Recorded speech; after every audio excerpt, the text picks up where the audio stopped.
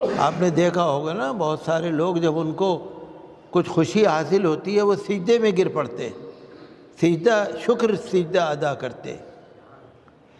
ہم لوگوں میں تو یہ رواج کم ہے، لیکن عربوں میں اور لوگوں میں ہے یہ رواج کہ سجدے میں گر پڑتے ہیں۔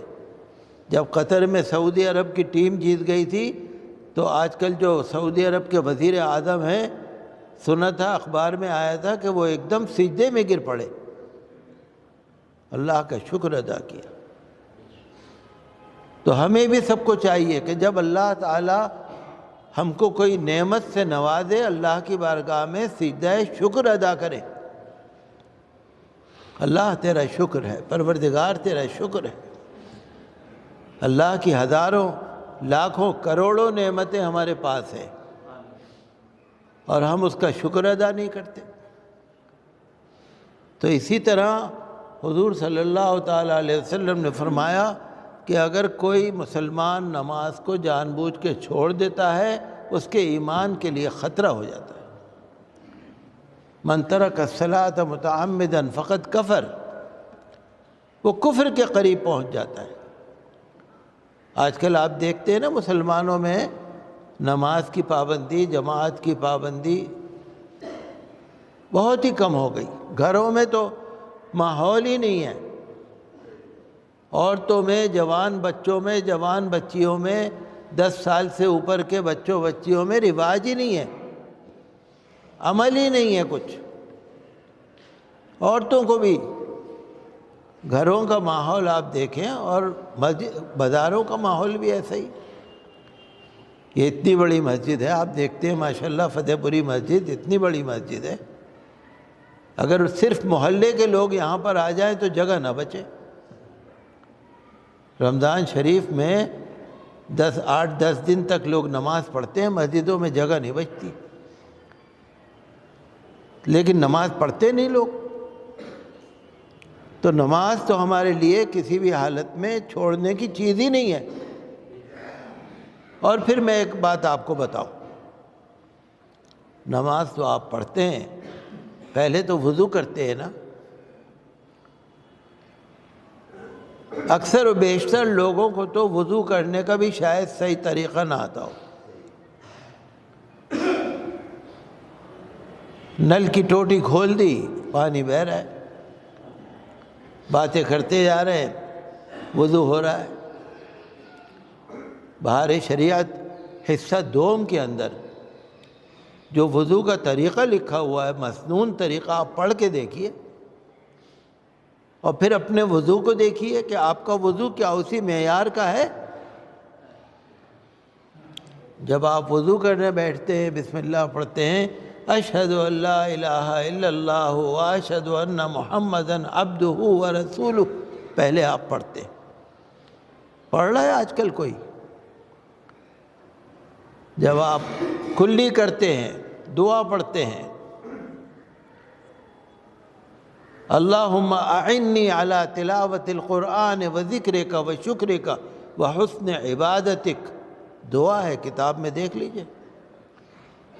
جب آپ ناک میں پانی دیتے ہیں، دعا ہے، اللہم رحنی رائحۃ الجنہ ولا ترحنی رائحۃ النار، دعا پڑھی جاتی ہے۔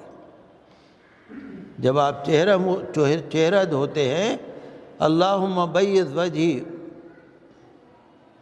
یوم تبیض وجوہ وتسود وجوہ، قیامت کے دن جب کچھ چہرے کالے ہو رہے ہوں گے، کچھ چہرے سفید ہو رہے ہوں گے، اے پروردگار قیامت کے دن میرے چہرے کو تو نورانی بنا دے۔ اللہم بیض وجہی، جب آپ سیدھا ہاتھ دھوتے ہیں، اللہم آتنی کتابی بیمینی وحاسبنی حسابا یسیرا، اے اللہ نامہ اعمال مجھے سیدھے ہاتھ میں ملے اور مجھ سے حساب آسان ہو جائے۔ جب بائیں ہاتھ دھوتے ہیں، آپ پڑھتے ہیں، اللہم لا تعتنی کتابی بشمالی ولا من وراء ظہری، اے اللہ میرا نامہ اعمال بائیں ہاتھ میں نہ دیجو، نہ پیچھے سے۔ جب آپ مسح کرتے ہیں، مسح کی دعا پڑھتے ہیں، اللہم اظلنی تحت ظل عرشک یوم لا ظل الا ظل عرشک، دعا پڑھتے ہیں، گردن مسا کرتے ہیں آپ، دعا پڑھتے ہیں اللہم اعتق رقبتی من النار۔ تو یہ دعائیں ہیں، کتاب میں لکھی ہیں جناب، ہمیں آپ کو سب کو پڑھنی ہے، عورتوں کو بھی پڑھنی ہے، مردوں کو بھی پڑھنی ہے، کوالٹی ہے نا، کوالٹی۔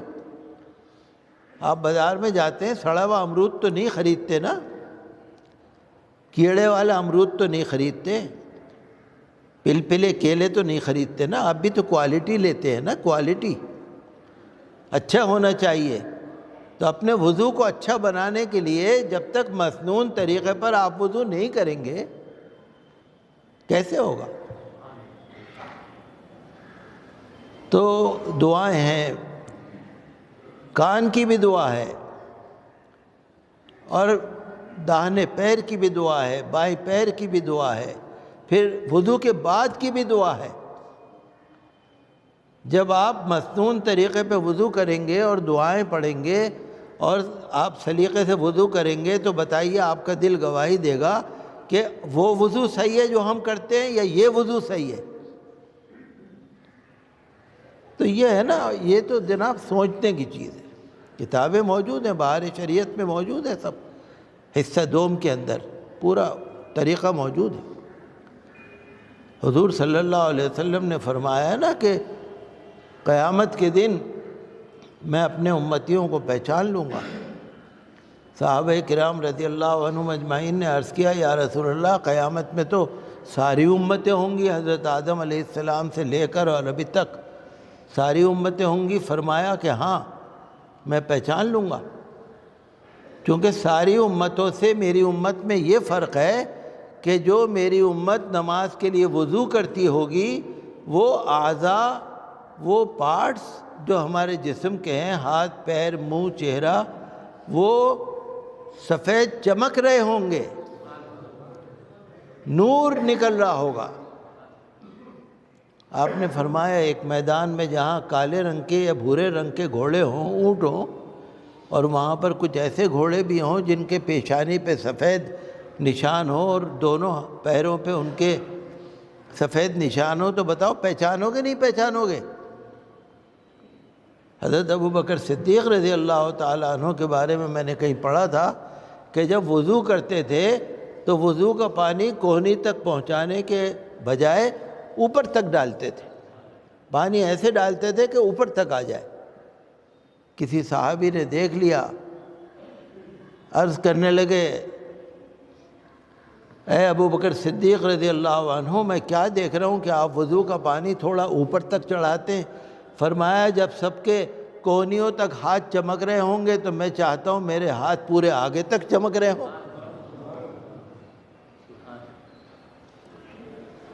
تو آپ اندازہ کیجئے نا کہ ہمارے وضو میں اور کتاب والے وضو میں کتنا فرق ہے، آپ اندازہ کیجئے نا۔ اسی سے ہمارے عبادت کی کیا اہمیت ہے آپ کی نظر میں آ جائے گی خود۔